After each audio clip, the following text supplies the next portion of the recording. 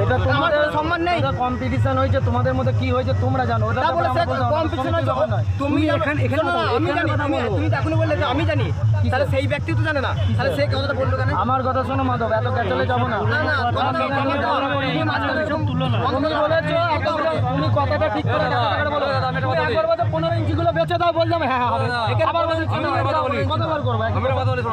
আগে কি হয়েছে কি না হয়েছে আমরা তো বলছি, আমরা যাইনি তো। এখন আমরা মাইক নিয়েছি, কি হবে সেটা সমাধান বুঝিয়ে দাও। এখন কি হবে বলতে, তোমরা মাইক এনেছো, তোমরা বাজাও, আমাদের আপত্তি নেই। ওর 15 ইঞ্চি মাল আছে, বাকি মাল লড়বে না, এটা একটা প্রথম কথা।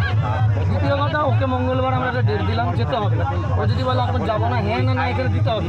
যদি না দেয় আমরা ওর ব্যবস্থাটা কি এটা তোমাদের যদি ক্লাবের নামে করে থাকি, আমার ধূপনাটা তুলে রেখে দাও, আমাকে যা করবে মেনে নেবো। আপনার সঙ্গে কোনো ঝগড়া হবে না। আমরা আগের দিনও বলেছিলাম তুমি আমার মাল বিক্রি করার ব্যবস্থা করো।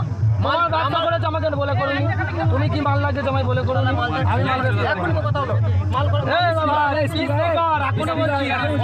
ক্যামেরার সামনে বলছি স্পিকারটা বেঁচে দেবো। ঠিক আছে, স্পিকার আছে, তুমি বীজ পেয়ে পয়সা পাবো, আমি মাল আমি বলছি তুমি তাহলে বাড়ি কিছু লাগাবো। অবশ্যই ওই পয়সা তো কিছু লাগাবো। তো লাগাও, বলো মিটিং আছে সেই টাইমটা ওকে দাও দিয়ে বেরিয়ে সোজা 10টার মধ্যে, মঙ্গলবার 10টার মধ্যে সব কিছু হাজির হবে।